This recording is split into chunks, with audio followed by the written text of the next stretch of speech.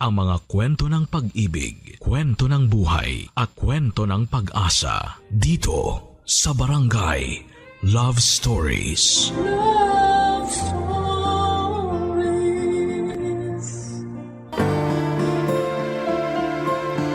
Habang tumatanda ka, mas natututo kang pahalagahan ang ating kaligayahan.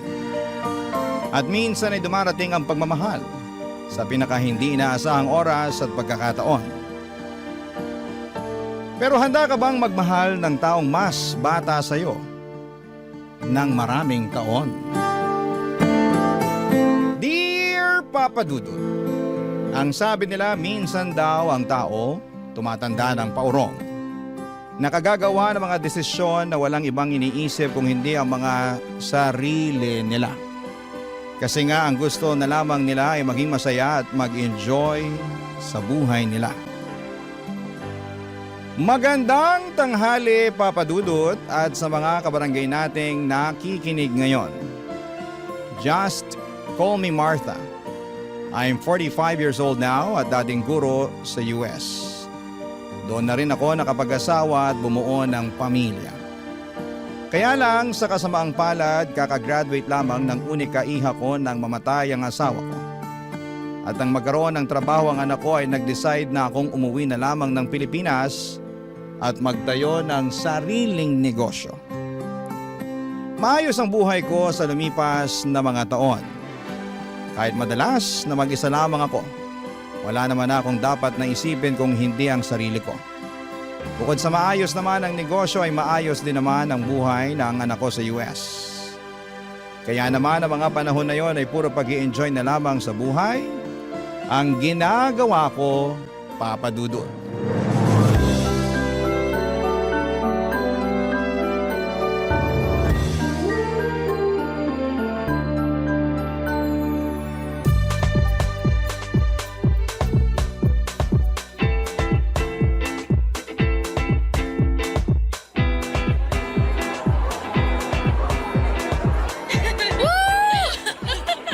Sayaw pa tayo, Mars! Mars! Pahinga muna tayo. Ano? Ang sabi ko, magpahinga muna tayo kasi nangangawit na yung binti ko sa kakasayaw natin dito. Ay, ano ba naman yan, Mars? Sabi ko naman kasi sa'yo, dalasan mo pagsama sa akin sa gym. Gagawin ko talaga nang maabutan ko naman yung kaseksihan mo. Pero sa ngayon, umupo muna tayo kasi sumasakit na talaga yung mga kasukasukan. Ay, nako. Tara na nga dun sa table. Grabe, Mars! Ang taas pa rin talaga ng energy mo no hanggang ngayon. Hindi may dedenay na hawak mo pa rin yung title na Queen of the Dance Floor. Ay, nako. Maka-queen of the dance floor ka naman dyan. Totoo naman, Mars. Aba, tinalo mo pa sa pagsasayaw yung mga bagets na humahataw sa dance floor kanina. Ay, mga kulang kasi sila sa exercise, kaya ang bilis nilang mapagod. Kung kasing sipag mo lang talaga ako mag-exercise, nako, baka magkasing sexy pa rin tayo hanggang ngayon. Naalala ko tuloy ng mga kabataan natin. Nagbibilang pa tayo ng mga nanliligaw sa atin. Pero, ikaw ang palaging nananalo dahil hindi hamak na mas maraming nagkakagusto sa'yo. Sino ba naman kasing hindi magkakagusto sa campus muse at queen of the dance floor ng batch natin? Ay, naku. Matagal naman na yun, Mars. At matagal na ring lumipas ang kagandahan ng kabataan natin. Ay, Mars, teka. May nakatingin dito. Papalapit! Hi ladies. Free cocktails nga pala para sa inyo. Wow! Free cocktails! Anong meron, Pogi? May special promo kasi kami tonight para sa mga best dancers sa floor kanina. Ay, kasama ba talaga ako dyan o para sa kaibigan ko lang yan? Hoy, Lani, ano ba yung sinasabi mo? Nakakahiya naman sa kanya. Baka mamaya kung anong isipin eh. Naku, ayos lang yon miss. Magaling ka naman talagang sumayaw kanina. I'm Jeric nga pala, isa sa mga DJ sa resto bar na to. Ah! Oo, alam ko! Alam mo? Ibig sabihin, kilala mo na siya? Ay, hindi ko siya kilala, pero alam kong DJ siya. Kanina ko pa kasi siya nakikita na tumitingin sa'yo mula dun sa pwesto niya sa booth. Alam mo, Mars, kanina ka pa humihirit ng ganyan ha. Nakakaya na talaga dito kay Jeric. Jeric, pagpasensyahan mo na tong kaibigan ko ah. Ganyan lang talaga yung kakulit. Ayos lang, miss. I'm Martha nga pala at siya naman si Lani. Nice meeting you, ladies. I guess it's time for you to enjoy the drinks and the night.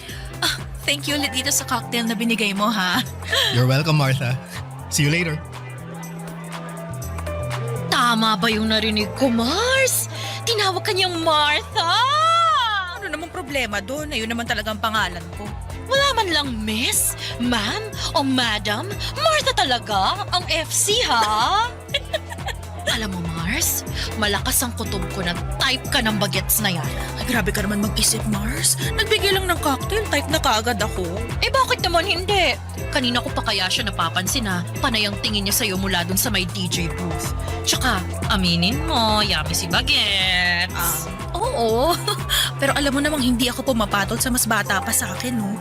Kasi ayokong ako yung mas nag-aalaga pagdating sa relasyon. Malay mo naman, mabago ni bagets ang pananaw mo pagdating sa bagay na yan. Basta, malakas ang kutob ko, mukhang tinamaan sa'yo yang si Jerry.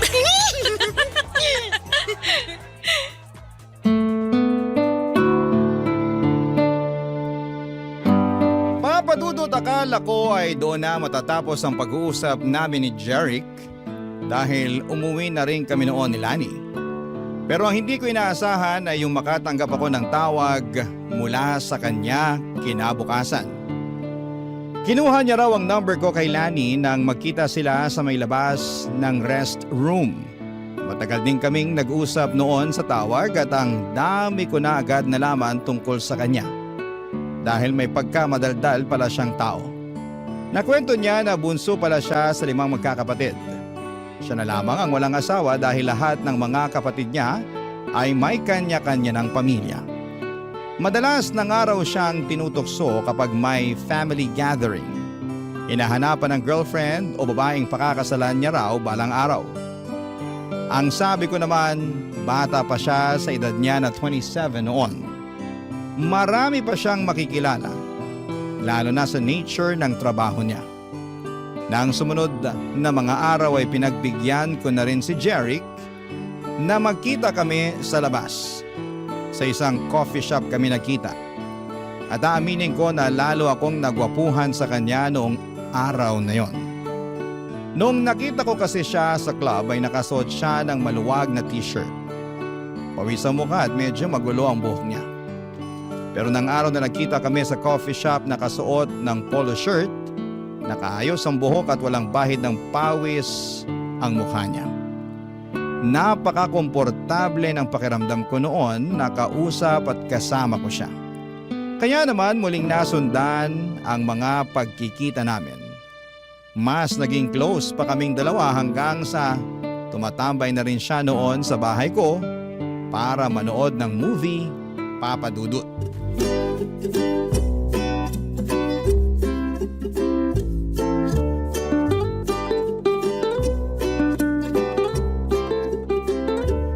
Ang ganda ng ending ng movie, no?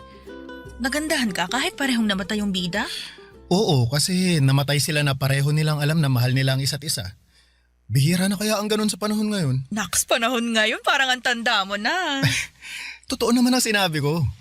Bihira na mangyari yung mamahalin mo ang isang tao hanggang kamatayan mo. Sa bagay, may punto ka naman. Iba na rin kasi talagang generation ngayon, ano? Karamihan sa mga tao, hindi na sineseryoso ang relasyon. O ay, mag-ice cream ka na muna. Thank you, Martha. Mukhang masarap to, ah. Ay, oo, favorite ko talaga tong ube na flavor. Dito nga palaging nasisira ang diet ko eh. Ay, hindi mo naman kailangang mag-diet kasi hindi ka naman mataba. Hey, akala mo lang yun kasi palaging maluwag ang mga damit na sinusuot. Uy, ang sexy mo kaya nung gabi sa club kung saan kita unang nakita. Maka-sexy ka naman dyan. Party dress kasi yun kaya medyo fit sa katawan ko. Bagay talaga sa'yo kasi lalong lumabas ang kaseksihan mo. Martha, may gusto nga pala akong itanong. Ano yun? Kaya ba hindi ka na nakipagrelasyon mula nung mamatay ang asawa mo? Kasi takot kang hindi seryosohin ang magiging karelasyon mo? At sino namang nagsabi sa'yo niyan? Si Lani? Hindi, hula ko lang yun. Bakit? Totoo ba? Alam mo, hindi naman ako takot pumasok sa relasyon. Siguro sabihin na nating sadyang masaya lang ako sa buhay na meron ako ngayon. Wala ka bang namimiss o hinahanap sa buhay na meron ka nung may asawa ka pa? Kaya naman ang ano. Gaya ng taong magpapasaya at magpapakilig sa'yo araw-araw. Minsan, kailangan din ng tao ng konting tamis sa buhay. Kung gusto ko ng tamis sa buhay, anytime pwede naman akong bumili ng ice cream na kagaya nitong hawak ko ngayon, ano? Hindi naman matamis na pagkain ang tinutukoy ko eh. Teka. Jeric! Bakit mo ko hinalikan? I'm sorry. Hindi ko napigilan ang sarili ko. Ayos lang. Wala namang problema para sa akin yung ginawa mo. Anong ibig mong sabihin? Okay lang na hinalikan kita? Oo, binata ka naman at matagal na akong byuda. Kaya wala akong nakikitang mali sa ginawa mo. Ibig sabihin, okay lang na halikan ulit kita? Hindi. Ha? Akala ko ba walang problema kasi pareho naman tayong single? Oo, pero ang ibig kong sabihin, mas okay kung ako ang hahalik sa'yo.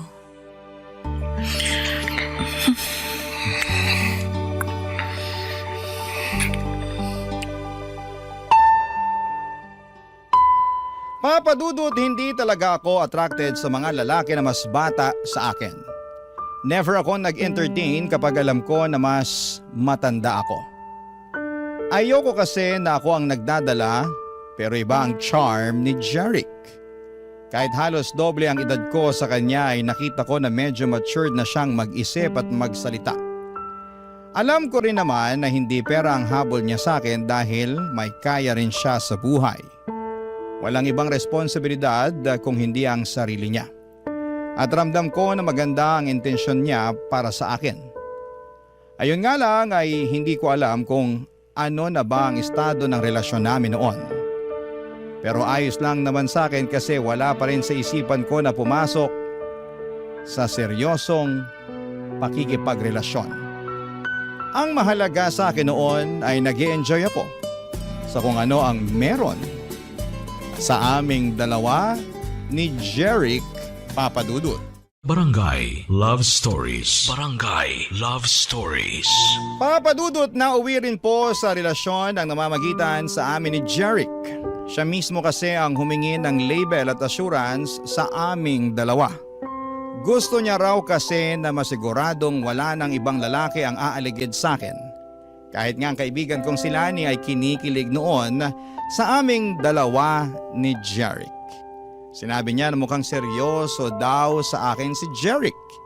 Inamin ko naman noon sa kanya ang katotohanan na hindi ako seryoso sa kung anuman ang meron sa amin ni Jeric.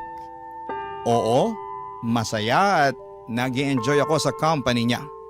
Lalo na at first time kong makipagrelasyon sa mas bata sa akin. Pero wala talaga sa isipan ko na seryosohin ang kung anuman ang namamagitan sa aming dalawa. Pakiramdam ko rin naman noon, Papa Dudut, ay nasa stage si Jeric ng pag-i-explore. Kasama na ang pakikipagrelasyon sa mas matanda sa kanya. Ramdam ko na pareho kami ng hinahanap sa isa't isa. Gusto lamang naming mag-explore at mag-enjoy. At natagpuan namin yon sa isa't isa noon, Papa Dudut.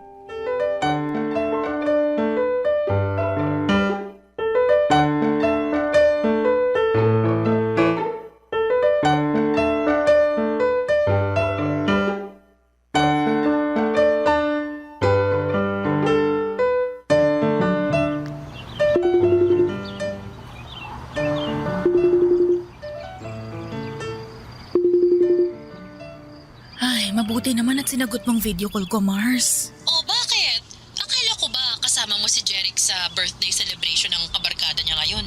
Oo nga, nandito kami ngayon sa bahay ng kaibigan niya. Eh bakit parang inip na yung mukha mo? Tsaka, bakit parang nasa labas?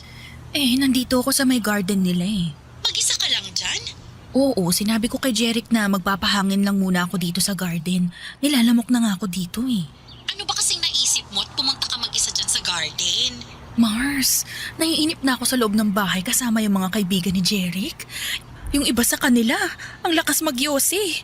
Tapos hindi pa ako makarelate sa pinag-uusapan nila.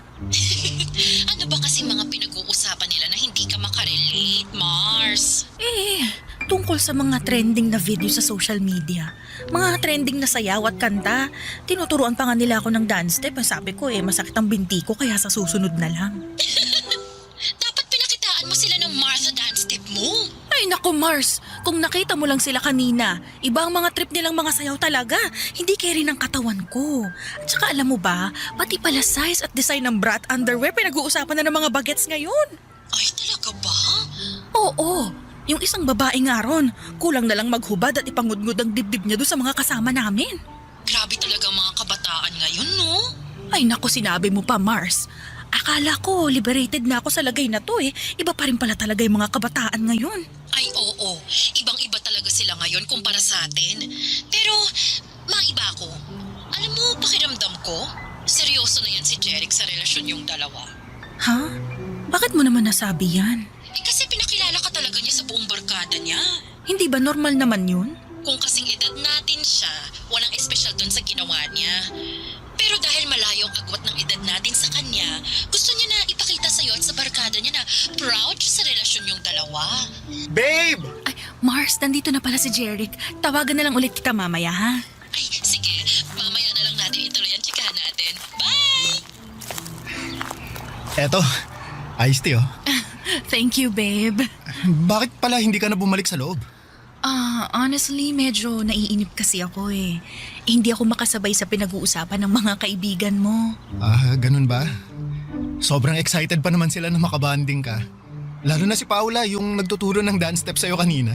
Hindi ko rin naman kasi masabayan yung dance step na tinuturo niya. Alam mo naman ako, hindi ako ganun sumayaw. Oo, alam ko. Sorry, binida ko kasi na magaling kang sumayaw pero iba nga lang sa mga trip nila. Ayos lang. Pasensya na rin kung hindi ako makasabay sa trip ng mga barkada mo, ha? Pero hindi mo naman kailangang pilitin na sumabay sa kanila Gusto mo ba umalis na lang tayo? Ha? Okay lang ba sa'yo? Oo naman. Ayoko na sayangin mo yung oras mo dito nang dahil sa akin, lalo na kung hindi ka naman pala nag-e-enjoy. Mabuti pa, manood na lang tayo ng sine. Maaga pa naman kaya siguro may mapipili pa tayo ng magandang movie. Sige. Mas gusto ko nga yung idea mo na yan, babe. Sige, ako na lang ang taya ngayon sa movie ticket at popcorn natin. Uy, teka, anong ikaw? Ako ang taya kasi ako ang nagyaya na lumabas tayo ngayon Kaya tara, magpaalam muna tayo sa mga kaibigan ko bago tayo umalis. Papadudot yun ang unang pagkakataon na nakilala ko ang mga kaibigan ni Jeric. Ayoko pa nga sanang sumama kaya lang ay napilitan na rin ako nang medyo magdrama siya sa akin. 3 buwan na rin kasi ang relasyon namin noon at matagal na niya akong kinukulit na gusto na niya akong ipakilala sa mga kaibigan niya. Palagi raw kasi niyang kinagkwento sa kanila at sobrang curious na sila na makilala ako. Kaya naman nang magpa-party ang best friend niya para sa birthday nito ay pumayag na akong sumama para makilala ito at iba pang mga kaibigan ni Jeric. Sa totoo lang, isa sa mga dahilan kung bakit ayoko makipagrelasyon sa mas bata sa akin ay yung mga bagay na kinasanayan nila. Mga party, alak, vape at kung ano-ano pa. Kahit na ilang taon akong tumira sa US ay hindi ako kasing liberated na mga ibang kabataan ngayon. At yung mga kaedad ni Jeric. Hindi rin ako makarelate sa mga pinag-uusapan nila na trending sa social media dahil hindi ako madalas na mag-internet talaga papadudot. Bagay na nararamdaman ko ang pagkakaiba.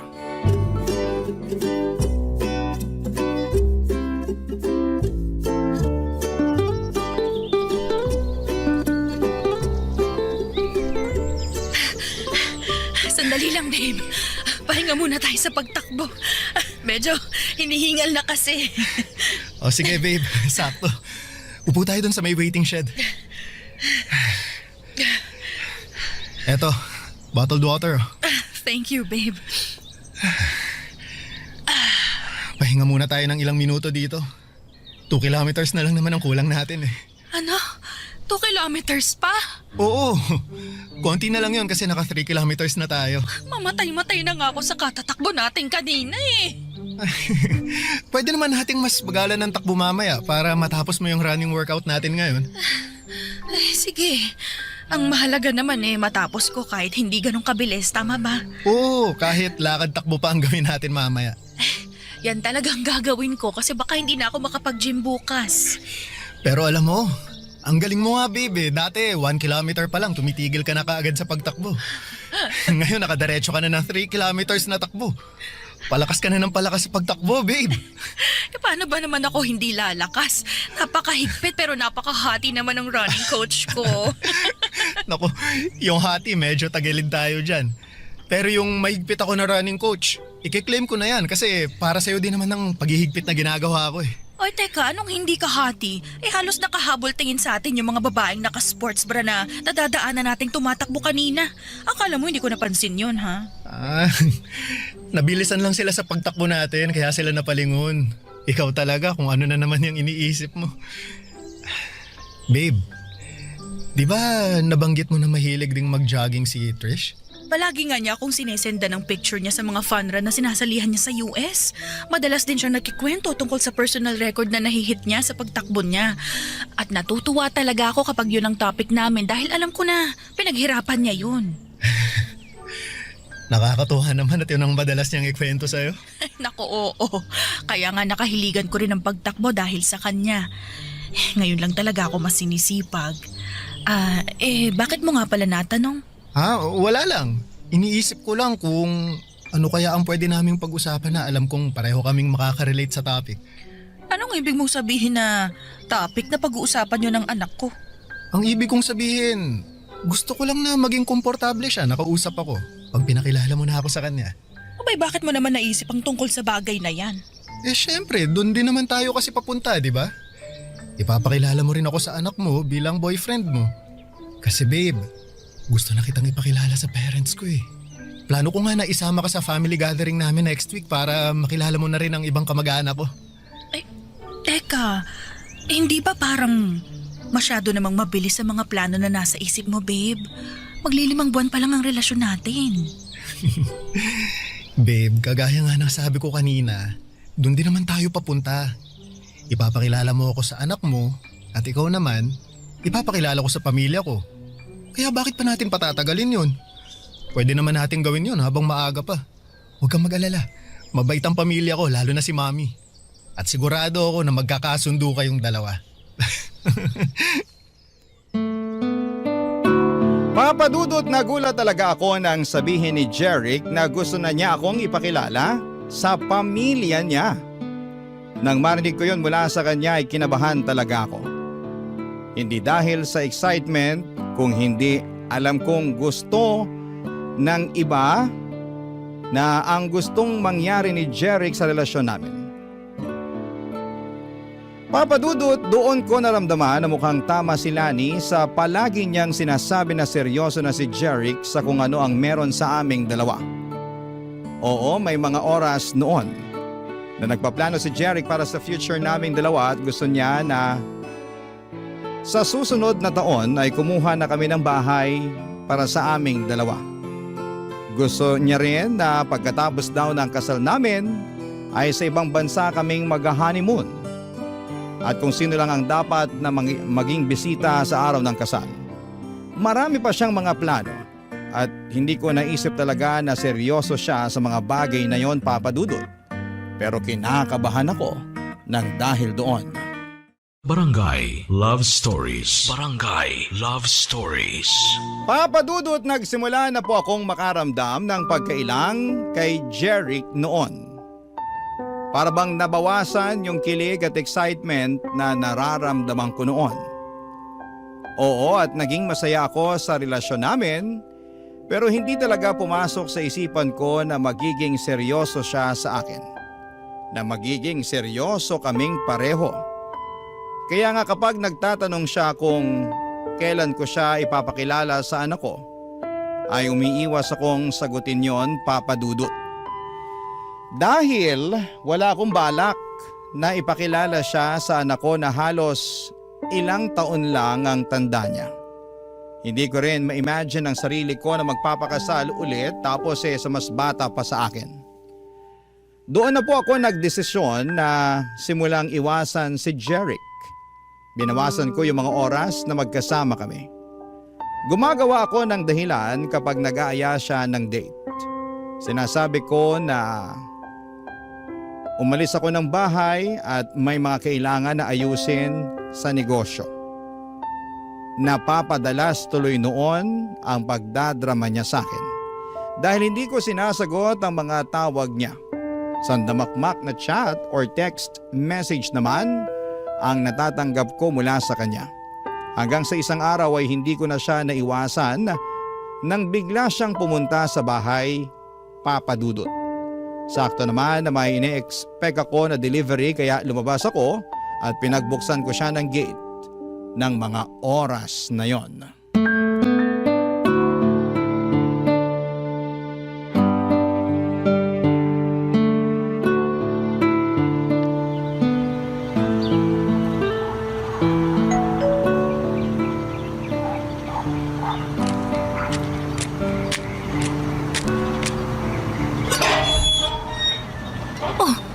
Jeric, ikaw pala yung nag-doorbell. Oo, ako nga. Akala ko yung magde-deliver ng in-order ko na makeup sa online. Ganun ba? Baka parating na rin yun mamaya. Pero mabutit pinagbuksan mo na ako ng gate, babe. Pasensya ka na. Madalas din kasi akong wala dito sa bahay. Ayos lang yun. Sabi mo nga, may inaasikaso kang mga papeles na may kinalaman sa negosyo mo. Ganun na nga. Kaya ba hindi mo rin nasasagot yung mga tawag ko? Oo, kasi kapag nandito ako sa bahay, madalas tulog naman ako eh. Nakakapagod kasi talaga yung mga inaasikaso ko sa labas. Tapos ang layo pa ng dinadrive ko pa uwi rito. Bagsak na talaga ako sa kama. Sabi ko naman kasi sa'yo sasamahan kita para may driver ka. Ayoko na rin kasing maabala pa kita. Alam mo kahit kailan, hindi ka naging abala sa akin, babe. Alam mo yan. At alam mo rin na ayokong masyado mong binibigay sa akin ng mga oras mo. May trabaho ka at sariling buhay na dapat asikasuhin. Pero parte ka naman ng buhay ko, kaya dapat inaasikaso din kita, babe. Kaya kong asikasuhin ang sarili ko. Hindi ka dapat mag-alala sa akin, Jeric. May problema ba tayo? Ha? Wala naman. Sigurado ka? Jeric, pwede bang sa ibang araw na lang tayo mag-usap? Gusto ko sanang... Kung wala tayong problema, bakit tinatawag mo ako sa pangalan ko at hindi babe? Pwede bang sa ibang araw na lang natin pag-usapan to? Teka nga. Jeric! Iniiwasan mo ba ako? Please, gusto ko sana muna magpahinga. Gusto ko lang namang malaman kung ano bang dahilan ng pag-iwas mo sa akin, baby. Kung may nagawa ba akong hindi mo nagustuhan, pwede mo naman kasi akong kausapin eh. Ano? Gusto mo ba talagang malaman, Jeric? Gusto ko ng space. Space? Bakit? Anong nagawa kong mali para humingi ka ng space sa akin? Wala, okay? Wala kang nagawang kahit anong pagkakamali. Gusto ko lang huminga muna. Yung makakakilos ng hindi ko kailangan ipaalam sa'yo yung bawat galaw ko. Babe, kung nasasakal ka lang pala sa ginagawa ko, pwede naman akong mag-adjust. Hindi mo naman kailangan sagutin palagi lahat ng mga chat o tawag ko sa'yo eh. O kung gusto mo, babawasan ko rin ang mga pag-chat o tawag ko. Babe, hindi mo kailangan humingi ng space sa akin. Hindi mo ba talaga nakukuha yung point ko, Jeric? Gusto ko lang namang maintindihan mo na pwede naman nating ayusin to nang hindi tayo lumalayo sa isa't isa eh. Pero space nga mula sa'yo ang gusto ko. Yun ang gusto ko na ibigay mo sa akin. Martha, please. Martha, huwag mo naman gawin sa akin to. Umalis ka na, Jeric. Martha! Huwag ka nang gumawa ng gulo dito. Umalis ka na. At kung pwede lang ha, huwag mo akong i-chat o tawagan. Gusto ko munang matahimik ang mundo ko mula sa'yo. Kaya please lang, layuan mo muna ako. Papadudot ilang araw pa akong kinulit ni Jeric noon hanggang sa tuluyan na niya akong binigyan ng space. Sa totoo lang ay medyo nakahinga ako ng maluwag nang sa wakas ay nagawa kong humingi ng space sa kanya. Medyo nasasakal at nauumay na rin kasi ako sa sobrang kaswitan niya. At hindi ko na rin gusto ang mga planong binubuo niya para sa aming dalawa. Ayoko na siyang paasahin pa, Papa Dudut. Ayoko nang isipin niya na pareho kaming seryoso sa relasyon naming dalawa. Hindi ko naman kasi talaga alam na aabot sa puntong gusto niya akong pakasalan sa hinaharap. Nabanggit niya pa nga noon na kung hindi ko na raw siya mabibigyan ng anak, ay pwede naman daw kaming mag-ampon at sigurado daw siya na magiging mabuti pa rin kaming mga magulang. Yung mga plano niya na yon ay wala sa mga plano ko para sa sarili ko. Kaya bago pa mas lumalim ang nararamdaman niya para sa akin ay tinapos ko na ang namamagitan sa aming dalawa, Papa Dudut.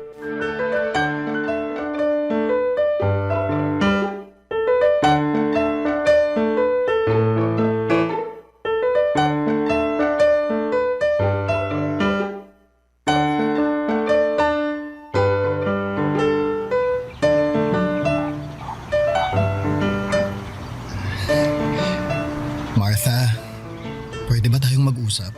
Mars, hintayin na lang kita sa parking para makapag-usap muna kayo ni Jerry. Sige, Mars. Tungkol saan pa bang gusto mong pag-usapan natin ha, Jeric? Siyempre, Jeric, hindi pa ba malinaw sa'yo ang lahat? ang alin ba, Martha? Humingi ka lang naman ng space sa akin, di ba? At binigay ko yun sa'yo. Siguro naman oras na para ayusin na natin tong dalawa. Wala na nga tayong dapat ayusin. Hindi mo pa rin ba talaga nakikita yun? Pero ano ba talagang nagawa kong mali, Martha? Bakit bigla na lang gusto mo nang tapusin ang relasyon nating dalawa? Dahil alam kong wala nang patutunguhan tong ginagawa natin. Itong relasyon natin. Paano walang patutunguhan? Martha, seryoso ako sa'yo. Alam mo yan. Mahal kita. Mahal na mahal. Hindi kita mahal. Anong sabi mo? I'm sorry, pero kailangan na nating tapusin ang lahat sa ating dalawa. Sorry kasi nakikipag-break ka na talaga sa akin? Sorry kasi hindi mo ako mahal? O sorry kasi kahit kailan hindi mo naman talaga ako minahal? Martha, minahal mo naman ako, di ba? Sabihin mo sa akin. Minahal mo ako, di ba? Baka naman pwede nating subukan na ayusin to. Promise, mas magiging maayos din akong boyfriend sa'yo. Susunod ako sa lahat na sasabihin mo. Ibibigay ko sa'yo lahat ang gusto mo. Martha, please. Nagmamakaawa ako sa'yo. Huwag mo naman gawin sa akin to. Jeric, I'm sorry talaga pero hindi ko na kayang ituloy pa yung relasyon nating dalawa. Ano bang kailangan kong gawin? Gusto mo bang lumuhod ako sa harap mo? Eto! Gagawin ko para lang balikan mo ako! Ito! Jeric, ano ba? Huwag kang lumuhod! Intindihin mo na lang sana yung desisyon ko. Ayoko na mas masaktan pa kita kaya ginagawa ko to. Mahal kita, Martha. Hindi ko kaya mawala ka sa akin. Hindi ko kaya. Please naman. Please ayusin naman muna natin to. Sorry, Jeric. Pero wala na talagang pwedeng ayusin sa ating dalawa. Sorry. Taalis na ako. Kailangan ko na rin umuwi. Martha, mahal kita. Mahal na mahal kita. Parang awa mo na. Huwag mo akong iwan, Martha. Martha!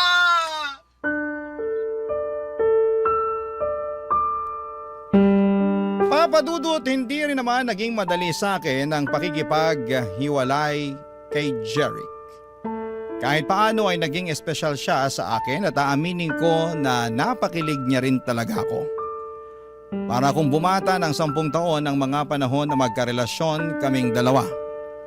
Wala siyang ibang pinaramdam sa akin kung hindi puro kilig at saya lamang. Siguro kung nakilala ko siya noong kabataan ko at pareho kami ng edad ay baka siya na ang nakatuluyan ko. Pero hindi ngayon na gusto ko na lamang mag-enjoy sa buhay na mag-isa. Hindi rin kagad sumuko noon si Jeric, Papa Dudut. Sinubukan niya pa rin gumawa ng paraan para magkabalikan kami.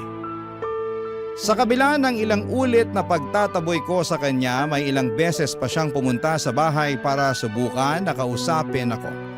Pero hindi na ako lumalabas para harapin siya.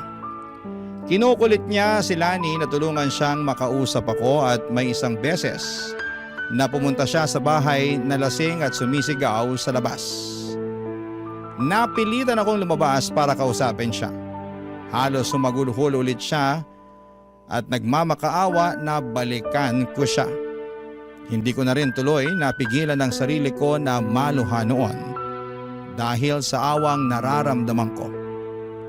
Hindi ko naman talaga gustong paasahin at saktan si Jeric noon. Gusto ko lamang na mag-enjoy sa buhay at maging masaya. At kahit ramdam ko kung gaano kaseryoso sa akin si Jeric ay hindi ko na siya pwedeng paasahin pa. Dahil alam ko na magkaiba kami ng pananaw sa buhay. At sa bandang huli mas masasaktan ko lamang siya. Nagigilty pa rin ako hanggang ngayon pero umaasa na mahahanap na ni Jeric ang babaeng masusuklian ng tama ang pagmamahal niya. Hanggang dito na lamang po ang sulat ko at salamat po sa pagbibigay ng oras sa pagbabasa ng aking sulat. Ang inyong forever, kapuso at kabarangay, Martha. Anong say mo sa Barangay Love Stories na ito? Pagkwentuhan natin sa comment section yan. Ang mga kwento ng pag-ibig, kwento ng buhay at kwento ng pag-asa dito sa Barangay Love Stories.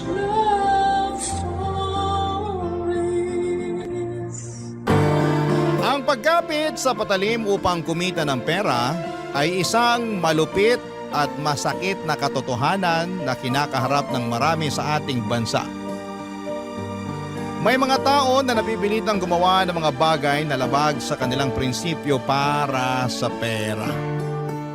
Ikaw, kabarangay, ano ang kaya mong gawin at tiisin para lamang kumita ng pera? Dear Papa Dudut, magandang araw po sa inyo. Ako po si Jed at nais ko po sanang ibahagi ang kwento ng buhay ko. Hindi po madali para sa akin ang ikwento ang mga nangyari. Pero matagal na po akong tagahanga ng Barangay LS at sa tingin ko ay makakatulong din sa akin kung may makakarinig at makakarelate sa kwento ko. Dito na po ako sa Pateros ipinanganak at lumaki. Iniwan po ako ng nanay ko noong 4 years old pa lamang ako para sumama sa ibang lalaki. Kaya ang tumatayong magulang ko ay ang tatay ko. Mahal na mahal ko po ang tatay ko at kahit kailan ay hindi ko hinanap ang pagmamahal ng nanay ko dahil hindi nagkulang ang tatay ko sa akin.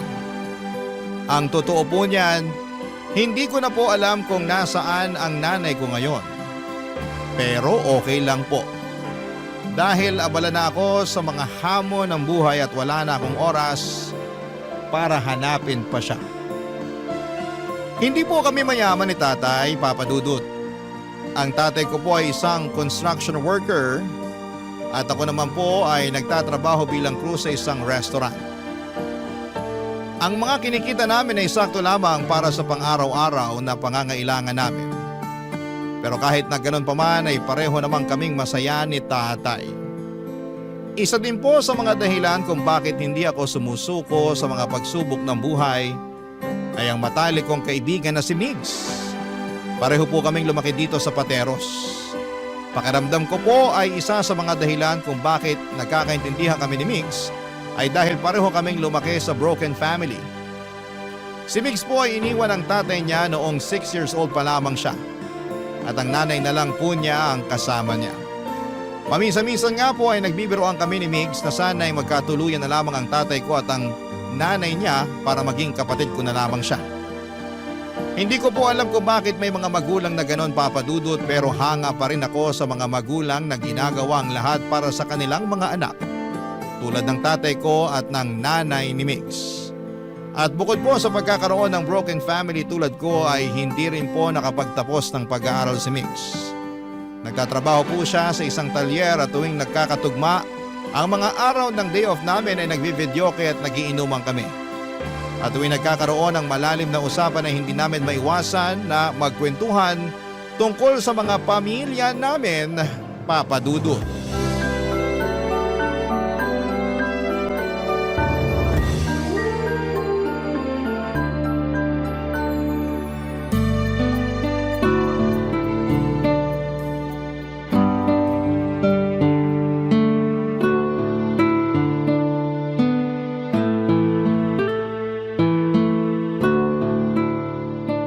Pakisala nga sa video bro. 44914. Hindi ka ba nagsasawa sa kakabidyoke mo? Ang pangit ng boses mo eh. Nagmana lang naman ako sa'yo. Ang totoo nga niyan, parang masusuka na nga ako eh. Ang dami ko na rin kasing nainom. Ang hina mo naman.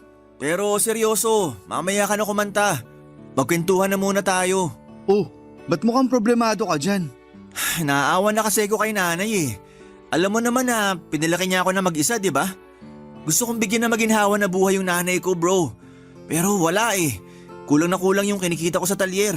Uy, ba't ka nagdadrama? Mukhang marami ka na nga nainom. Hindi eh. May sahayop kasi yung tatay ko na yun. Bubuntisin niya si nanay tapos hindi niya naman pala kami kayang panindigan. Wala siyang kwenta. Hayop siya. Ay, ganun din naman yung nanay ko eh. Huwag kang mag-alala, hindi ka nag-iisa. Ang saya siguro nun, no? Yung alin? Magiging magkapatid tayo kung sakali magkatuluyan yung mga magulang natin. Loko, ikaw talaga. Kung ano-ano na lang yung naiisip mo eh. Yung nanay mo ba, bro? May bala ka pa bang hanapin yon? Naku, wala na. Mag-overtime na lang ako sa restaurant kaysa hanapin ko pa yun. Sayang lang sa oras. Pero ikaw, kahit nasasaktan ka, sa tingin ko sabik na sabik ka pa rin na makita yung tatay mo, no? Tama ba? Siguro. Ewan ko ba? Gusto ko siyang makita pero gusto ko rin siyang sumbatan sa ginawa niyang pangiiwan sa amin ni nanay. May balita ka ba kung nasan yung tatay mo? Wala eh. Pero sigurado ko nasa Pilipinas lang yun. Ang sabi kasi sa akin ni nanay, bobo daw sa English yun. Kaya sigurado kung hindi pa nakakalis ng bansa yun. Grabe ka naman sa tatay mo. Eh ikaw ba? May balita ka ba kung nasan yung nanay mo? Ang sabi sa akin ni tatay, may pamilya na raw yung nanay ko sa Iloilo. Ang layo naman. Uy, may naisip ako. Ba't di mo kaya hanapin yung nanay mo sa Iloilo? Loko-loko, nandito na sa Maynila yung buhay ko. At isa pa, ano namang magagawa ko dun? Hindi nga ako marunong mag-Ilonggo eh. Nakakatuwa sila pag nag-aaway, no? Para naglalambingan lang. Pero seryoso, gaya nga ng sabi ko, ayoko nang hanapin yung nanay ko. Kung masaya siya sa bago niyang pamilya, edi congratulations. Pero ako, hindi ko pababayaan si tatay. Alam mo kung ano yung pinagpapasalamat ko, bro? Kung tutuusin, pwede sana akong ipamigay ng tatay ko sa mga kamag-anak namin nung sanggol pa lang ako. Pero hindi niya ginawa yun. Pinanindigan niya yung pagiging ama niya sa akin. At yun ang kaulugan ng isang tunay na lalaki. Nako, mukhang magkakasundo nga sila ng nanay ko. Kasi ganun din yung nanay ko eh. Nung iniwan siya ng tatay ko, pinanindigan niya rin yung pagiging nanay niya sa akin. Kakatuwa, no? Ang dami pala nating similarity. Oo, at isa na dun yung talent natin sa pagkanta. Pero seryoso, salamat bro ha. Salamat saan? Kasi sobrang solid ng samahan natin. Nandyan ka parati para damayan ako. Eto pinapangako ko sa'yo bro. Walang makakasira sa samahan natin. I love you bro. Takis nga. Sapakin kita dyan eh. Ayoko na talaga. Nasusuka na ako eh. Uwi na tayo. Sobrang killjoy naman ito. Tiisin mo na muna yan. Oh, etong pulutan oh. Hindi ko na talaga kaya bro. Uuwi na ako. Ako na magbabayad nitong in-order natin. Hindi na nga pala ako nasusuka. Ano nga ulit yung number mo? Salang ko na dito sa videoke. Yan tayo eh. Huwag kang mag-alala, titiisin ko na lang. At isa pa, hati na rin tayo sa bayad. Ba't ko naman iaasa sa iyo yung bayad? Eh pareho lang naman tayo na nagtatrabaho. Yun! Papadudod si Migs na talaga yung kasama ko sa lahat ng bagay. Hindi siya yung tipo ng kaibigan na iiwanan ka kapag nahihirapan ka.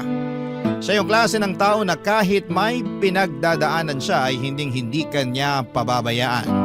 At ganon din naman po ako sa kanya, Papa Dudut.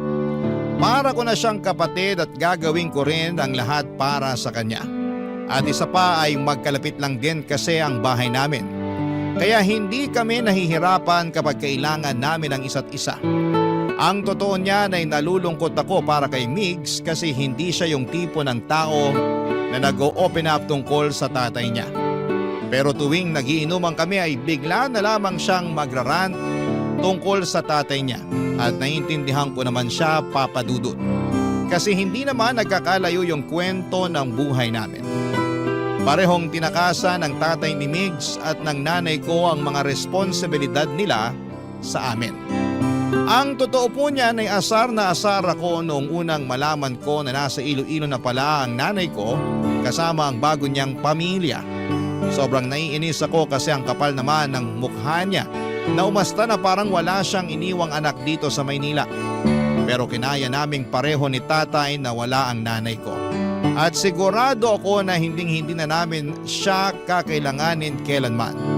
At gano'n na lang din yung sinabi ko kay Migs na hindi na niya kailangan ng tatay niya kasi nakayanan niya na mabuhay na hindi humihingi ng tulong sa tatay niya.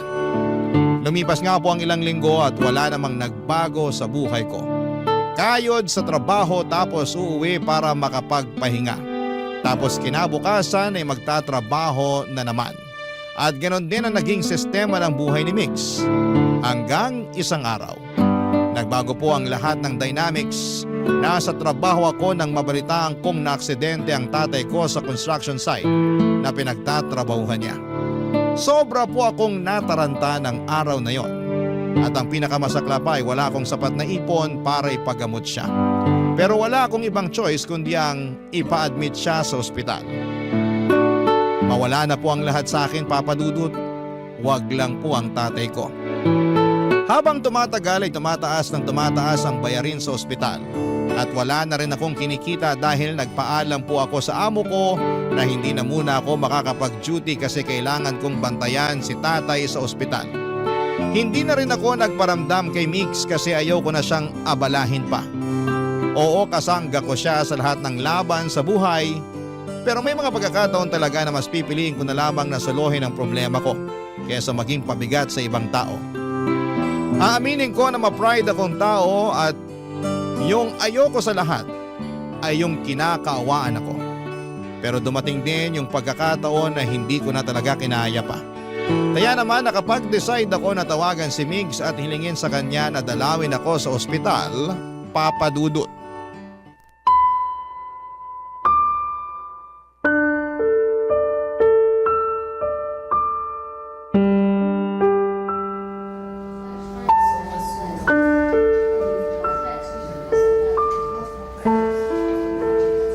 Bro, kumusta ka na? Dito na lang tayo sa labas mag-usap. Nagpapahinga pa kasi si tatay sa loob. Sige. Bro, may papakiusap sana ako sa'yo eh. Bakit? Ano yon? Pwede ba akong makairam ng pera sa'yo kahit konti lang? Pasensya ka na talaga ha. Pero walang-wala kasi ako ngayon eh. Pero promise, babayaran kita kapag nakabalik na ako sa trabaho. Mabuti na nga lang at napakiusapan ko pa yung boss ko na huwag akong tanggalin sa trabaho habang nandito pa ako sa ospital. Sana wag mong masamain tong sasabihin ko sa'yo ha, pero hanapin mo na lang kaya yung nanay mo sa Facebook. Tapos humingi ka na rin kaya ng tulong sa kanya. Matagal na kaming kinalimutan ni Nanay, Migs. Kung ayaw mo akong pairamin, di ba alin na lang? Gagawan ko na lang ng paraan to. Uy, eto naman. Tampo agad. Kung ayaw mo lapitan yung nanay mo, hindi naman kita pipilitin eh. Suggestion lang yun bro, okay? Suggestion lang. At isa pa, naiintindihan kita kasi ganun din naman ako eh. Kung sakali man na mangyari sa nanay ko yung nangyari sa tatay mo eh, hindi rin ako hihingi ng tulong dun sa tatay ko, no? Asensya ka na kung napagtaasan pa kita ng boses. Sorry, hindi ko na talaga alam kung anong gagawin ko eh. Pambihira ka naman kasi. Ba't di ka tumawag ka agad sa akin? Kung hindi pa ako sinabihan ng kapitbahay natin, hindi ko pa malalaman na naaksidente na pala yung tatay mo. Kilala mo naman ako eh. Yung ayoko sa lahat, yung kinakaawaan ako. Pero wala na talaga akong choice kasi tumataas na yung bill ni tatay dito sa ospital. O yan, 10,000 yan. Sa'yo na yan. Seryoso ka? Ang laking pera nito ah. Ibibili ko sana ng mga bagong damit at sapatos yan. Pero di bali na lang, sa'yo na yan. Sige na, tanggapin mo na.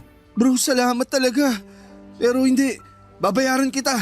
Hulugan ko to. Ang tigas naman ng ulo mo eh. Sinabi nang sa'yo na yan. Alam mo naman na parang kapatid na yung turing ko sa'yo, di ba?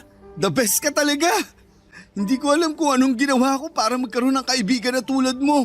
Huwag ka na magdrama dyan. Baka maiyak lang ako sa'yo. Nga pala, saan ka naman nakakuha ng ganito kalaking pera? Nag-overtime ka ba sa talyer? Nako, alam mo naman na barya-barya lang yung kinikita ko sa talyer eh. So saan ka nakakuha ng ganito kalaking halaga? May sideline ka? Baka pwede mo naman akong i-refer oh. Gusto mo ba talagang malaman kung saan ko nakuha yung ganyan kalaking pera? Oo. Halika dito, lumapit ka sa akin. Ibubulong ko sa'yo. May pinupuntahan akong bar pagkatapos ng shift ko sa talyer, bro. At maraming silahis na, alam mo na, nagbibigay ng pera kapalit ng good time. Seryoso ka? Kailan mo pa to ginagawa? Noong nakaraang linggo lang. Pambihira ka, bro. Hindi ka ba mapapahamak dyan? Sa hirap ng buhay ngayon, wala akong choice. Mamamatay kami pareho sa gutom ng nanay ko kung yung sahod ko lang sa talyer ang aasahan ko. Pero lilinawin ko lang sa'yo, walang pilitan to ah. Pwera na lang kung interesado ka. Ayoko. Baka mapahamak lang ako dyan. Mukha ba ako napahamak? Sandali lang, may papakita ako sa'yo. Ito yung bago kong cellphone, bro. Pambihira. Patingin nga. Ito yung bagong labas na model ah. Ito yung palagi ko nakikita sa Facebook. 60,000 yung presyo nito. Nako, barya lang yan dun sa katransaksyon ko. Nakita niya kasi na kakarag-karag na yung luma kong cellphone. Kaya ayan, binilhan niya ako ng bago. So ano, aatras ka pa ba? Kung sakaling bigyan ako ng ganito kamahal na cellphone, pwede ko rin to ibenta para may pambayad na ako dito sa ospital. Pero, hindi ko talaga kaya. Di bali na lang. Bro, maniwala ka sa akin. Wala pa yan sa kalahati ng pwede nilang ibigay sa'yo. Basta gagalingan mo lang. Loko ka. Sapakin kita dyan eh. Akala ko ba walang pilitan ha? Sayang lang kasi ang gwapo mong yan. Sigurado ako na hinding-hindi ka mahihirapan. Sobra akong nabigla sa mga sinabi sa akin ni Migs, Papa Dudut. Akala ko po kasi ay sa mga teleserye o sa TV lamang nangyayari ang mga ganong klase ng sitwasyon. Yung binabayaran ka ng malaking halaga kapalit ng pagsama sa ibang tao. Pero nangyayari pala talaga siya sa totoong buhay. Sobrang inosente ko po ng mga panahong yon at hindi ko talaga inaasahan na papasukin ni Migs yung ganong klase ng sideline. Aaminin ko noong una ay hinusgahan ko siya, pero habang tumatagal ay na-realize ko naman na wala namang masama doon basta't pareho kayong may kasunduan ng makakatransaksyon mo. Pero ayoko pa rin talaga, Papa Dudut. Kasi hindi ko kayang makipagsiping sa isang tao na hindi ko namang kilala. Akala ko po ay magagawan ko ng paraan yung bill sa ospital ni tatay, pero mas lalo pang lumala ang sitwasyon. Nang isa-isa nang pumunta sa bahay namin yung mga katrabaho ni tatay sa construction. Doon ko po napag-alaman na may utang pala si tatay sa kanila at ngayon ay naniningil na sila ng bayad. Nalaman ko rin po yung perang inuutang ni tatay sa mga katrabaho niya ay ginagamit pala niya sa pagsusugal. Hindi ko po akalain na nagsusugal pala siya at hindi ko po malalaman kung hindi pa dumating yung mga katrabaho niya sa bahay para maningil. Para po ako mababaliw sa dami ng problema ng mga panahong yon. Bumalik po ako sa trabaho ng mga panahong yon at pagkatapos ng shift ko, dumidiretso ako sa ospital para bantayan si tatay.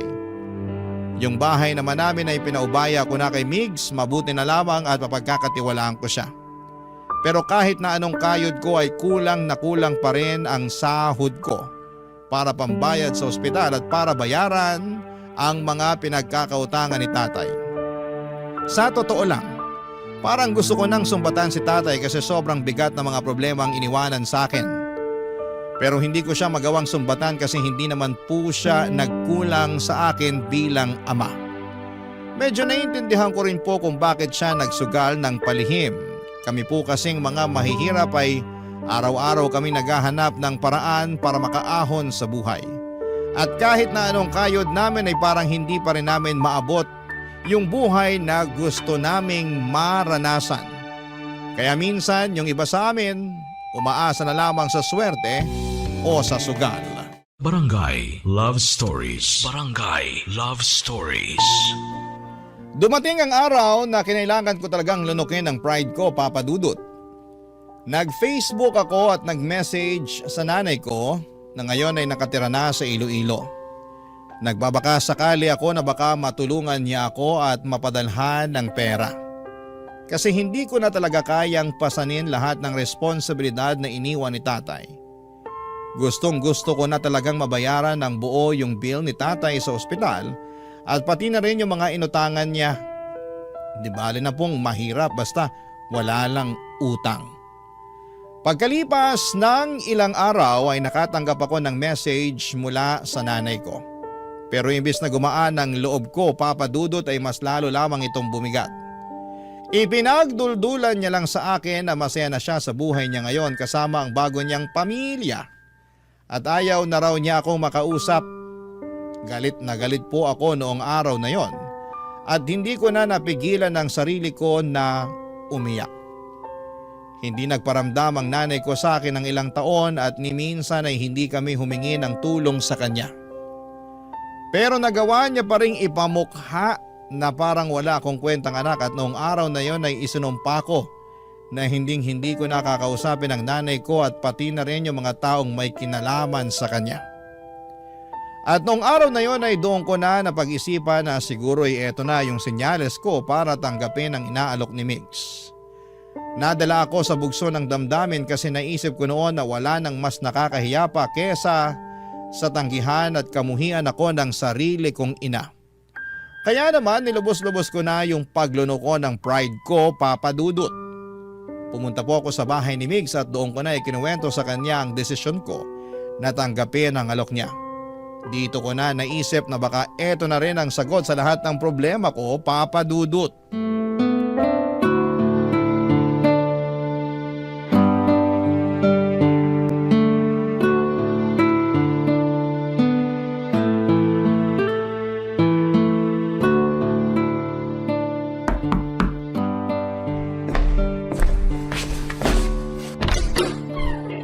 Bro, halika, pasok! Salamat ha.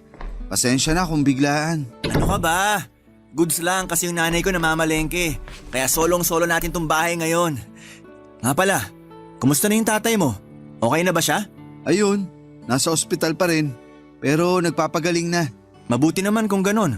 Pero bro, mas lalo lang ako ng problema ngayon eh. O bakit? Anong nangyari? Paano ba naman kasi tong si tatay? Hindi niya sinabi sa akin na nabaon na pala siya sa utang. Kaya eto, ako ngayon yung sinisingil ng mga inutangan niya sa construction. Kaya pala. Ha? Naalala mo ba nung isang araw na pinabantay mo ko sa bahay nyo? May lalaking sobrang galit habang hinahanap yung tatay mo. Pero hindi ko na masyadong pinansin kasi akala ko lasing lang. Pasensya ka na talaga kung pati ikaw nadadami na sa problemang ginawa ng tatay ko. Wala yun. Umalis din naman kaagad yung taong yun eh. Natakot ata kasi pinagtitinginan na siya ng mga kapitbahay nyo habang nagsisisigaw siya sa labas ng bahay nyo. So, ano nang balak mo ngayon? Kailangan ko na talagang mabayaran yung bill sa ospital at yung mga pinagkakautangan ni tatay sa lalong madaling panahon. Para matapos na tong problema ko. Ilang gabi na rin kasi akong hindi nakakatulog nang dahil lang dito. Bro, pasensya ka na ha. Pero wala akong maibibigay sa'yo ngayon eh. Yung natitirang pera ko kasi, naibigay ko na kay nanay. Wala akong balak mangutang o mangingi sa'yo ng pera. Ha? Tinatanggap ko na yung inaalok mo sa akin nung nakaraan. Jed, ikaw ba talaga yan? Sino ka? Anong ginawa mo sa kaibigan ko ha? Hindi ako nakikipaglokohan sa'yo. Seryoso nga. So anong nakain mo at nagbago yung isip mo? Tinanggap ko yung advice mo nung nakaraan. Nagchat ako sa walang kwenta kong nanay. Ops, sandali lang. Oh, bakit?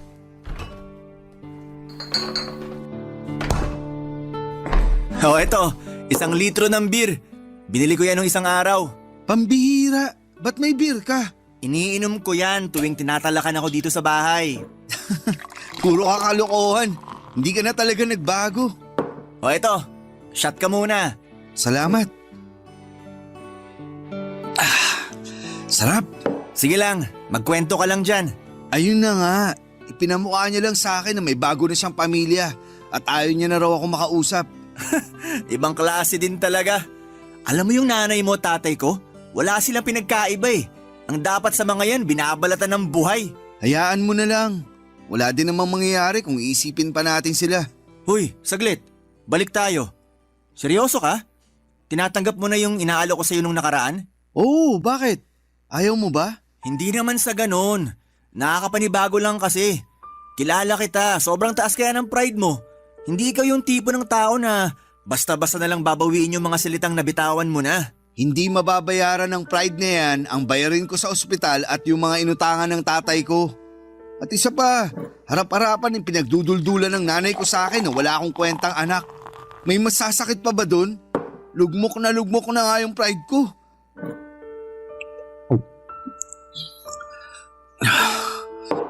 Eh, baka isa. Kulang to. Huy, dahan-dahan. Baka malasing ka kagad niyan. Gusto ko makalimot. Pabayaan mo ako. Pero huwag kang mag-alala bro. Kasi sa susunod, imported the wine na yung iinumin natin. Konting lambing ko lang dun, magbibigay na kaagad yun. Ganun kadali? Wala ka bang bilib sa akin?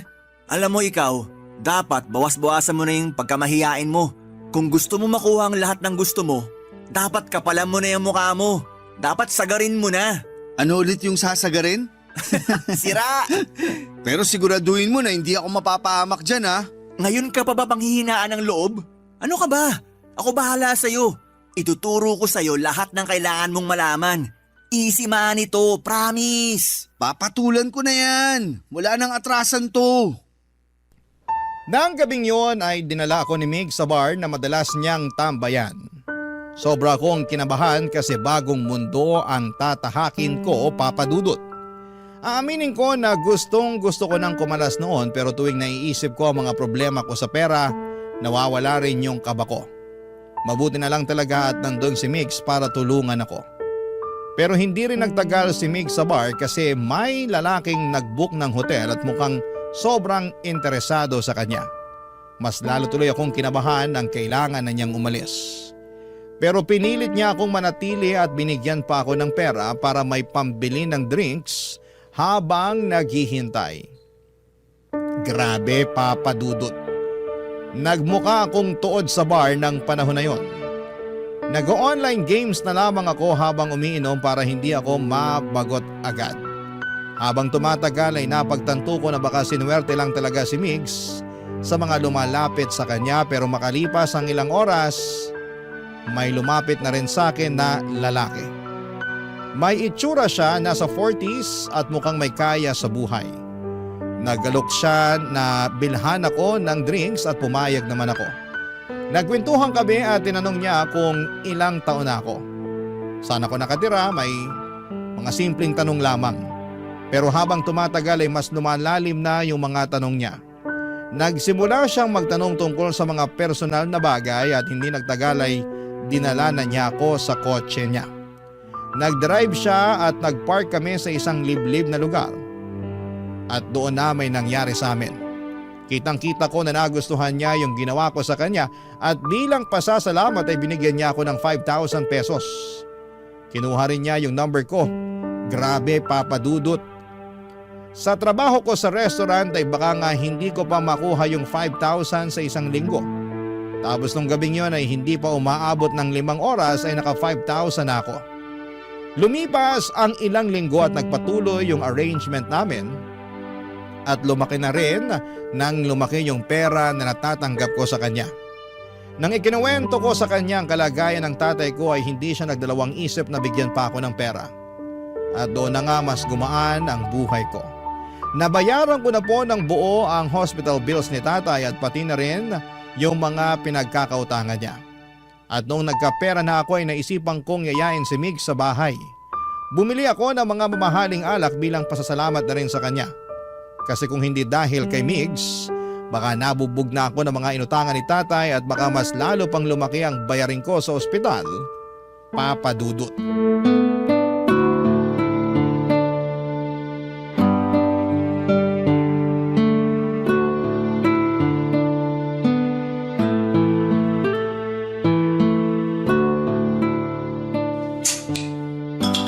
Aba, mukhang big time ka na ngayon ah. Siyempre naman. Alam mo bro, masaya ako para sa'yo kasi hindi ka na namumroblema ngayon. Tinan mo nga yung mukha mo, di hamak na mas maaliwalas na, di tulad doon nakaraan. Salamat talaga ha. Kung hindi dahil sa'yo bro, baka tuluyan na ako napatay ng mga pinagkakautangan ni tatay. At kung hindi dahil sa'yo, malamang mas malaki na yung babayaran ko sa ospital ngayon. Maliit na bagay, basta ikaw. So ngayong wala ka ng problema, anong balak mo? Itutuloy mo pa rin ba yung ginagawa mo o titigil ka na? Anong titigil? Saglit lang, may papakita ako sa'yo. Kukunin ko lang. Ano yan? Eto, may bago na akong cellphone bro. Uy, hanip! Patingin nga! Astig! Pareho na tayo ng cellphone! Inggit na inggit kasi ako dun sa cellphone mo eh. Kaya yan, nagpabili na rin ako. Gaya-gaya ka talaga. Sana nagpabili ka na lang ng motor. Okay na ako dito sa cellphone. Mukhang namimihasa ka na talaga. So ano nga? Wala ka nang balak tigilan yung ginagawa mo, no? Bala ko na nga mag-resign sa restaurant na pinapasukan ko sa Makalaway. Sabi naman sa'yo, di ba? Di hamak na mas malaki yung kikitain natin dito. Ang sabihin mo, bad influence ka lang talaga. Hoy! Kung hindi dahil sa bad influence na to, malamang hanggang ngayon pinagtitiisan mo pa rin yung cellphone mong mumurahin. May point nga naman. Kamusta nga pala yung lalaking nagkagusto sa'yo? Mayaman ba? Mayaman bro, legit. At ang gara nung kotse niya. Tapos hindi siya umaayaw tuwing nangihingi ako ng pera. Sana pala ako na lang yung nakabingwit dyan. Kasi yung nagkagusto sa akin mukhang nauubusan na ng pera eh. Paano ba naman? Nung humingi ako ng pera nung nakaraan, 1,000 lang yung binigay sa akin. Hayaan mo na. Parang dagat lang yan. Minsan high tide, minsan low tide. Expert na expert ah. Sa susunod, ako na to magpapaturo sa'yo kung paano makabingwit ng big time. Sira. Pero seryoso, sa tingin ko, okay na ako sa ganitong klaseng buhay. Kasi mabait naman yung nagkagusto sa akin eh. Tapos, ayaw niya yung nakikipagtalik ako sa iba. Ayos yun, di ba? Para safe daw. Buti ka pa nga. Kasi yung sa akin kung sino-sino na lang yung pinapatulan eh. Halatang uhaw na uhaw. Mabuti na lang talaga at palagi ako nag-iingat. Ay, nga pala bro, baka pwede mo naman akong i-refer dyan sa kakilala mo. Swerte-swerte mo naman. Hindi mo na kailangan maghanap ng iba para lang magkapera. Malabong mangyari yan. Patay na patay kasi sa akin yun eh. Yabang neto. Ano ba itsura nung nabingwit mo ha? Baka nakita ko na yan sa bar dati.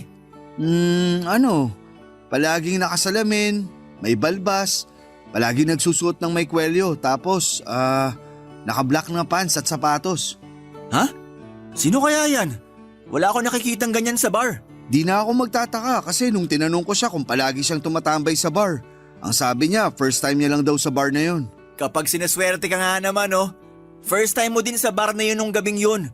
Pero nakabingwit ka kagad ng mayamang paninindigan ka. Kung swerte ako, swerte ka rin. Kasi kung anong meron ako, meron ka rin. Solid tayo, di ba? Solid forever bro. Basta kapag yumaman ka na, wag mo akong kakalimutan ha. Bro, nung mga panahong walang-wala ako, nung mga panahong nalulungkot ako sa pagkawala ni nanay, at nung mga panahong lugmok na lugmok ako sa problema, ikaw yung laging nandyan para sa akin. Siyempre, hindi kita makakalimutan. Thank you bro. Love you. Nga pala, bago ko makalimutan, may binili nga pala ako para sa'yo. Ano na naman yan? Eto, bumili nga pala ako ng mamahaling casing para sa cellphone natin. Dalawa yan, isa sa'yo at isa sa akin. Uy, mukhang mamahalin nga. Thank you bro. The best ka talaga. Sandali lang, meron pa nga akong ano dito eh. O ayan, power bank. Para din sa akin to? Hindi, gusto ko lang ipagyabang. Joke lang, sa'yo talaga yan. Nak, sa sensado. At tuluyan na nga akong nilamon ang sistema ng panahong yon, Papa Dudut. Aaminin ko na naging bulag ako sa mga bagay na nakamit ko. At sa mga pagkakataong yon ay parang nakalimutan ko na ang mga prinsipyo ko. Nasilaw ako sa lahat ng natamo ko, sa pera at sa mga material na bagay. Pero sa kabila ng lahat ng yon ay nagpapasalamat pa rin ako kay Migs. Kung hindi dahil sa kanya ay baka hindi ko pa nabayaran ang mga utang ni tatay at baka mas lalo pang lumaki ang problema ko sa buhay. Lumipas nga ang ilang linggo at nagpatuloy ang pakikipagkita at transaksyon ko sa lalaking nagbibigay sa akin ng pera. Akala ko noon ay ganito lang pala kadali ang buhay. Kung iahalin tulad ninyo po sa online game, para ko nakahanap ng cheat code o hack na nagpapadali ng lahat. Pero isang gabi habang may nangyayari sa amin sa kotse niya at inaabot niya sa akin ng pera ay may napansin ako sa wallet niya. Sa isang sulyap ay nakita ko ang isang larawan ng pamilya. May kasama siyang babae at bata at bigla akong kinabahan at naramdaman ko yung bigat ng konsensya ko. Hindi ko po inaasahan na sa mga oras na ito habang tinatanggap ko ang pera at pinagpapatuloy ang mga bagay na hindi ko akalaing darating sa buhay ko ay may nasisira na pala akong pamilya. Kung tutuusin, May mga taong nagmamahal sa kanya na posibleng masaktan kapag nalaman nila ang ginagawa namin. Hindi ko na napigilan ang sarili ko at kinumpronta ko siya tungkol sa picture na nakita ko sa wallet niya. Tumawa lamang siya at sinabing hiwalay na raw sila ng asawa niya. Noong tinanong ko kung nasaan ang asawa niya, sinabi niya na nasa mabuting kalagayan na raw at ganon din ang bata. Kaya hindi ko daw dapat ipag-alala kung may nangyayari sa amin. Nakaramdam po ako, Papa Dudut, ng kaunting ginhawa. Nang gabi ding yon na pagkatapos kong itanong sa kanya ang tungkol sa pamilya niya, hindi na ako nangulit pa. Tumahimik na lamang ako, Papa Dudut. Sa totoo lang ay takot ako na kung magsalita pa ako ay baka magbago ang lahat at mawala na ng tuluyan ang pinagkakakitaan ko. Nang mga panahong yon, Papa Dudut. Barangay Love Stories. Barangay Love Stories. Papa Dudut, dumating na sa puntong nakapag-ipon na ako ng sapat na pera at unti-unti ko na ring napapagawa ang bahay namin. Kasabay nito ay unti-unti na ring gumaling si tatay. Ang saya ko talaga, Papa Dudut, dahil hindi na lang ako nakakabili ng gamot para sa kanya, kundi pati na rin yung mga simpleng pangangailangan niya. Kaya naman talagang nararamdaman ko ang pag-asenso ko sa buhay kahit papaano. Pero sa kabila ng mga magagandang pagbabago sa buhay ko ay napansin ko na unti-unti rin na nade-depress si Migs. Napapansin ko kasi yung mga post niya sa Facebook at talagang nararamdaman mo na may pinagdadaanan siya. At nung hindi na niya sinasagot ang mga tawag at messages ko ay talagang nag-worry na ako. Isang araw ay nag-decide akong pumunta sa bahay nila at nandun ang nanay niya. At nang tinanong ko kung nasaan si Migs ay sinabi niyang madalas na lang daw na natutulog ito. At isang beses sa isang araw na lang daw kumain. Nag-worry ako lalo at nagtanong ako sa nanay ni Migs kung ano ang nangyayari. Pero kahit yung nanay niya mismo ay hindi alam kung ano ang nangyayari kay Migs. Alam ko na may mga pagkakataon sa buhay na ang isang tao ay kailangang mapag-isa para makapag-isip. Kaya't napag-isipan ko na siguro ay kailangan lamang ni Migs ng oras para magpahinga at makapag-reflect. Pero dumaan ang isang linggo at wala pa ring pagbabago sa kalagayan niya. Nang pumunta ulit ako sa bahay nila ay ganoon pa rin ang sitwasyon. Si Migs palaging nakahiga lang sa kama at bihira pa rin kumain. Noong araw na yon ay hindi na ako nakatiis pa kaya nag-decide ako na bumili ng pagkain mula sa isang kilalang restaurant at nag-take out ako. Pagkatapos po noon ay bumalik ako kaagad sa bahay nila. Nang makarating ako ay hindi ko na pinatagal pa at pumasok na ako sa kwarto ni Migs. Hindi ko alam kung ano ang gagawin ko pero ang gusto ko lang mangyari ay yung maramdaman na nandyan lang ako para sa kanya. Kahit na hindi ko pa alam kung paano ko siya matutulungan. Gusto ko lang na maramdaman niya na hindi siya nag-iisa, Papa Dudut.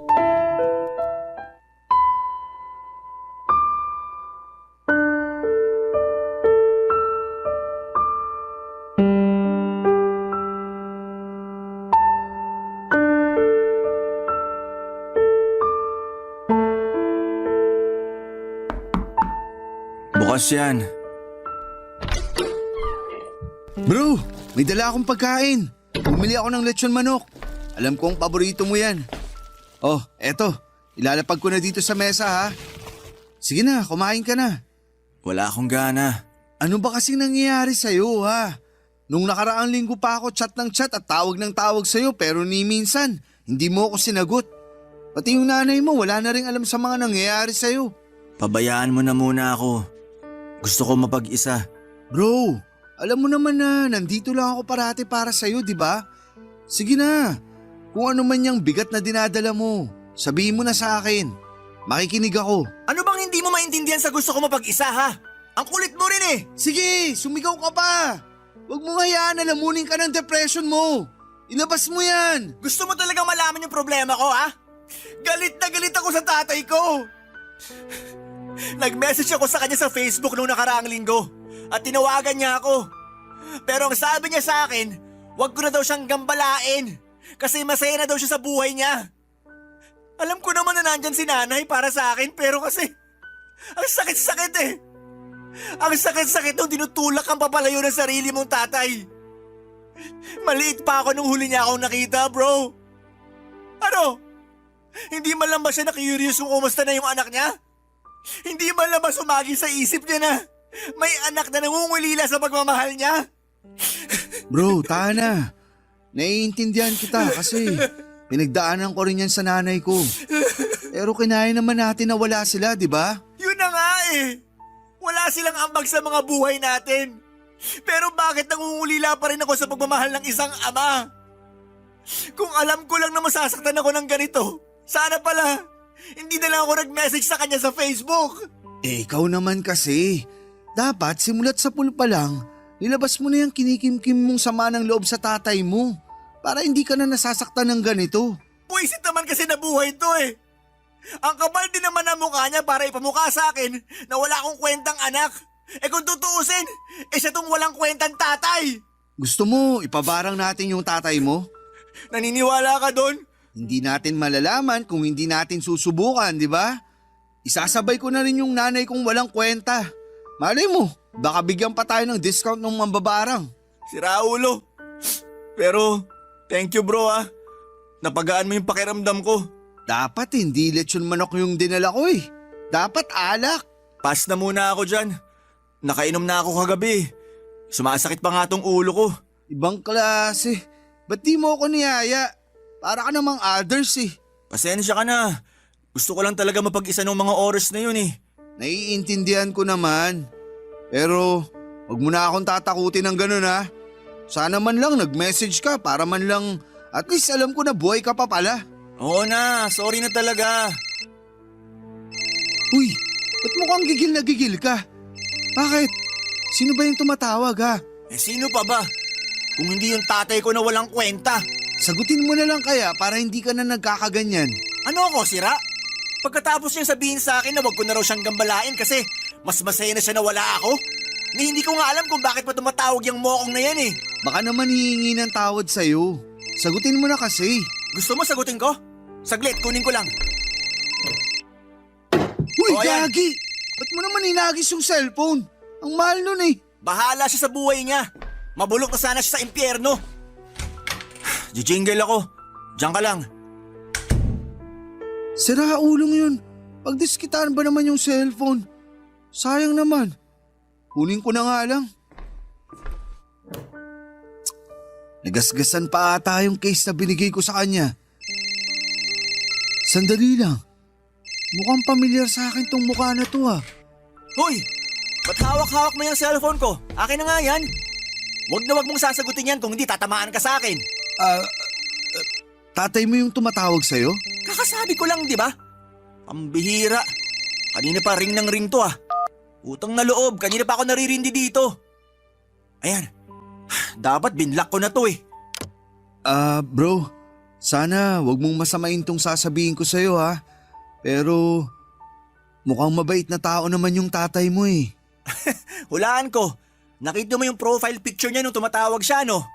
Sus, huwag ka magpapauto. Mukha lang siyang mabait, pero yung ugali niyan, mas masahol pa sa hayop. Pakiramdam ko nga nasuntok ko na yun kung sinabi niya yung mga sinabi niya sa akin sa harapan ko mismo. Ay, kumain na lang tayo. Lalamig na tong lechon manok. Sige. Sobra akong nagulat papadudot nang makita ko yung profile picture ng tumatawag kay Migs.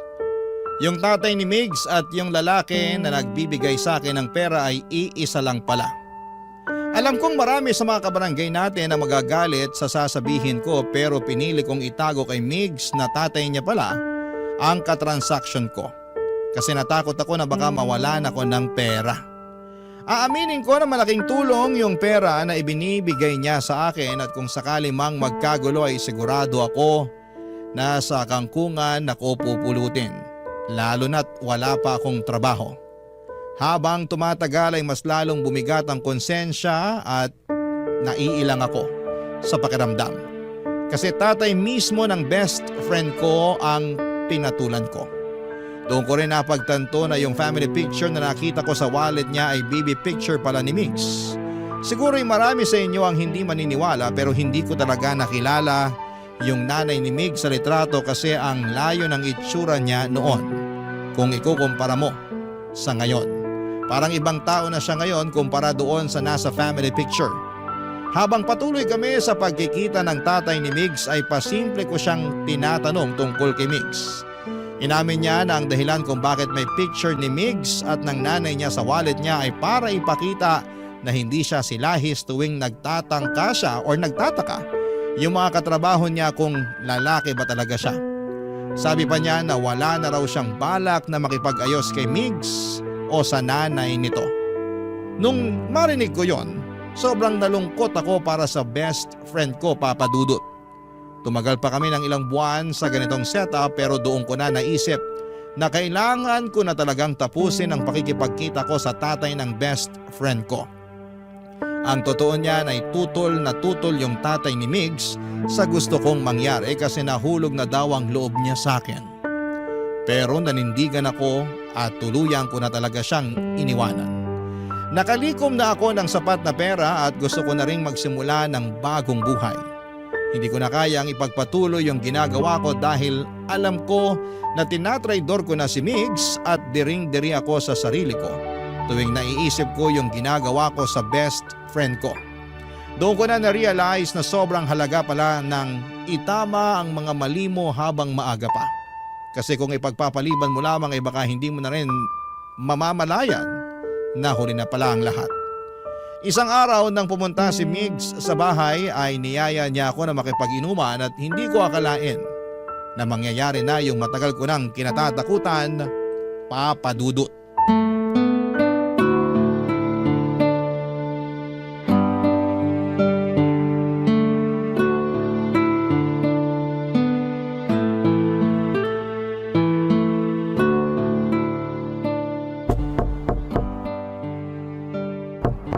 Andyan na! Sandali lang! Surprise! Oh, ano naman yung dala-dala mo? Ano pa ba? Eh di alak. Lika, shot tayo. Shh! Natutulog na si tatay sa loob. Dito na lang tayo sa labas ng bahay. Ganun ba? Sige. Himala! Dati, ikaw tong napakababa ng tolerance sa alak.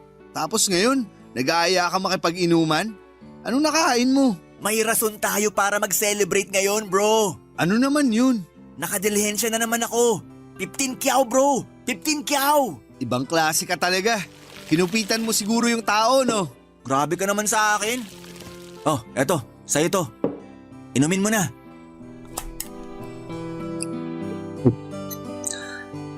Salamat. Nga pala, kamusta yung sideline natin? Ang totoo nga niyan, titigil na ako. Maghanap na ako ng matinong trabaho bukas. Ha?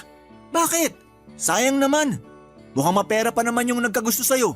Ayoko na, bro.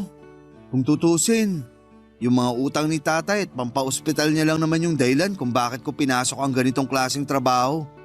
Pero ngayon na wala na akong problema, siguro oras na para magbagong buhay ako. Naks! Linis-linisan ah. Kung sa ganon, sa akin na lang yung sugar papa mo. May picture ka ba nun? Pakita mo naman sa akin oh. Para malaman ko kung mandidiri ako o hindi. Ano? Wag na, hayaan mo na yun. Damot talaga nito. Uminom ka na lang. Sarap! Uy, hindi mo ba sasagutin yan? Hindi na. Nga pala, nag-resign na ako sa talyer. Oh? Ba't mo naman ginawa yun? Hindi din naman kasi malaki yung kinikita ko dun eh. Tas isa pa, ang sungit-sungit ng boss namin dun. Ba't ako magtitiis kung may choice naman ako, di ba? Ang hirap kasi dito sa atin. Istorbo naman oh. Sino ba kasi to? Patingin nga. Huy, akin na yan. Sandali lang. Tatay ko to ah. Ba't kausap mo yung tatay ko ah? Bro, magpapaliwanag ako. Yung tatay ko ba yung nagbibigay ng pera sa'yo ha? Magsalita ka! Kung hindi babasakin ko tong cellphone mo! Oo, pero tinapos ko na yung ugnayan ko sa kanya. Bro, maniwala ka. Hindi ko alam na tatay mo na pala yung katransaksyon ko. Ito ko lang nalaman nung pumunta ako sa bahay mo. Matagal mo na palang alam pero nilihim mo pa rin sa akin to. Ang lakas din ng loob mo, bro. Pinagkatiwalaan kita. Tinrato kita ng parang kapatid. Tapos ganito yung gagawin mo sa akin. Kaya ako nga tinatama yung mga pagkakamali ko, di ba? Sana wag mo naman akong husgahan. Bro, di ba solid tayo? Intindihin mo naman sana ako. Oh, ayan na cellphone mo. Aalis na ako. Kung magtatagal pa ako dito, baka mapatay lang kita. Mix, sandali lang. Ako na nga tinatapos yung ugnayan sa tatay mo, di ba? Kasi unti-unti na ako nilalamon ng konsensya ko. Lalong-lalo na nung nalaman ko na anak ka pala niya. Kinuwento ko ang lahat-lahat sa'yo. Kung paano niya ako tinaboy. Tapos tatraidorin mo lang pala ako. Anong klaseng kaibigan ka, ha? Kinailangan ko lang ng pera. Sino ba sa atin yung hindi nangangailangan ng pera, ha? Kaya nga natin pinasok tong mundo na to eh. Kasi salat na salat tayo sa buhay. Pero yung hindi ko matanggap-tanggap ay yung paano mo nagawang tiisin yung pakikipagsiping sa tatay ko. Habang nagpapanggap ka na wala kang alam sa harapan mismo ng sarili niyang anak. Mix, simula pagkabata pa lang, magkaibigan na tayo. Kilala mo ako. Alam mo mismo sa sarili mo na hindi ako ganitong klaseng tao. Huli na ang lahat. Kung sinabi mo sa akin na mas maaga to, siguro napatawad pa kita. Pero hindi eh. Nagpakasaya ka sa piling ng sarili kong tatay. Napakaahas mong kaibigan. Kunwari ka pa nag-aalala ka sa akin. Pag-usapan naman natin ng maayos to. Ayaw mo talaga akong layuan, ha? Layuan mo ako! Kung hindi, mas malala pa dyan ang aabutin mo sa akin! Papadudot, ang dami ko pong tinamong galos noong araw na yon. Pati yung tatay ko ay nag-alala sa akin. Pero nagsinungaling ako at sinabi ko sa kanya na napagtripan lamang ako sa may kanto. Pero kahit na ang dami kong galos ay hindi ko pa rin makuhang magalit kay Migs kasi tama naman ang mga sinabi niya. Kasalanan ko rin kung bakit hindi ko siya sinabihan ng mas maaga tungkol sa mga nalaman ko. Sinubukan ko pong puntahan si Migs sa bahay nila pero hindi na niya ako kinausap. Ang nanay na lamang niya ang humaharap sa akin pero mukhang walang alam ang nanay ni Migs ng mga panahon na yon. At nakita ko rin na blinak ako ni Migs sa Facebook. Mukhang pinutol na nga talaga ni Migs ang ugnayan naming dalawa. Ang totoo po niya ay sobra akong nanghihinayang kasi para ko na siyang kapatid. At kung maibabalik ko lamang ang panahon, sana'y hindi ko na lamang ginawa yung mga nagawa ko. Madaling kitain ang pera. Pero ang pagmamahal ng isang tunay na kaibigan ay mahirap hanapin. Kaya sa mga kabarangay natin dyan, kung may mahal kayo sa buhay, wag na wag kayong magsasawang iparamdam sa kanila na importante sila sa inyo at wag na wag nyo silang paglilihiman kung ayaw ninyong mangyari sa inyo yung nangyari sa akin. Sa ngayon po, Papadudot, ay nakahanap na ako ng trabaho bilang clerk sa isang kilalang convenience store at wala na rin akong balita kay Mix. Pero tuwing napapadaan ako sa bahay nila ay napapansin ko na palaging walang tao doon. Ang totoo niyan ay sobra akong na-curious kung ano nga ba ang kalagayan ni Migs at ng nanay niya pero mukhang hindi ko na talaga makukuha ang sagot sa mga katanungan kong yon. Kung sakali man po na may mga bagong kaganapan sa buhay ko ay makakaasa po kayo, Papadudot, na magpapadala ulit ako ng sulat sa inyo. Maraming salamat po sa pagbibigay sa akin ng opportunity para maikwento ko sa inyo ang isa sa mga pinakamasaklap na bahagi ng buhay ko. Ang inyong forever kapuso at kabarangay, Jed. Ano ang masasabi mo sa ating Barangay Love Stories today? Aabangan namin yan sa aming comment section.